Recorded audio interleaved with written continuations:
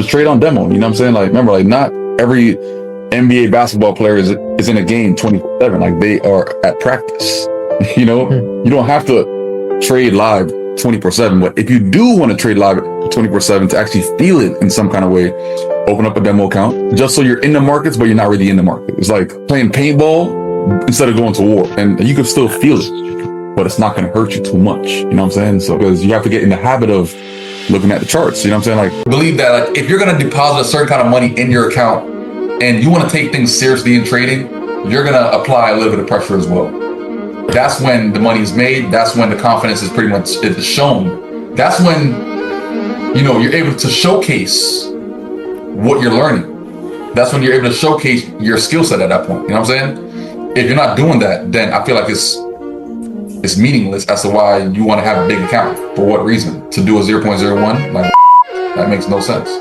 Stop loss, you're gonna lose a lot more money than the person that is putting a decent stop loss, a decent risk, and gives it room to fluctuate. You will lose 10 times more money than that person because your stop loss is getting hit back to back to back to back to back. You might have one trade that works out with that super tight stop loss, but in reality, it's no kind of benefit towards that. So if you're trading gold, I will say a good risk, 10 points, which means that if your entry's at 3332, stop loss at 3342 is good, right? That's 10 points. That's a full 10. That's decent because that gives you all that room that you need to see if you're correct or incorrect. All consolidation is in a tight range.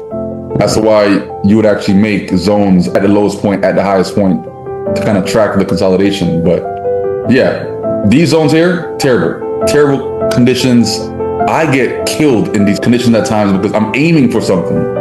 I'm aiming bullish, but it's not ready to even break out. So it kind of stays testing me, testing, and teasing me until it's actually ready to build up that pressure, like what we were seeing on like the H4. Like it will just wick out very quickly the entire time, but maintain in that certain range until it actually has the volume that it needs to even like, you know, break past that point. But yeah, this is consolidation. Like remember, the market goes up, down, sideways.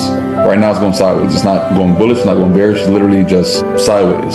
It's like driving in the car, like, you know, a person that pretty much has a lot more seat time than you, then obviously then they're a lot more experienced and they understand how to go about entering and that kind of stuff. So like right now, the biggest thing for you is just seat time, you know, just having more experience on the chart, having more experience on seeing what's going on, seeing candles build up, seeing time frames that you pretty much find valuable and not valuable in that moment. Because remember, every single trade is going to be a case-by-case basis as far as how you're entering and what time frame you're entering on. Obviously, it will always be a similar few. It could be on 15 on average, 30 on average, 5 on average. You could apply the M1 every now and again as well. But it's going to be a different case by case based on like how the candles are forming. But you're always trying to look for a certain type of candle, a certain kind of buildup. You know what I'm saying? Variation, bearish variation, bullish engulfing, bearish engulfing, transitions. All those things have to be applied each and every single time. You know what I'm saying? So that's the biggest thing that you have to like learn, that I can't teach, that nobody can teach. It's more just you putting in those chart hours and hours and hours and hours. Personally, you have to like, you know, learn what you're comfortable with, because remember, lot size is based off of precision.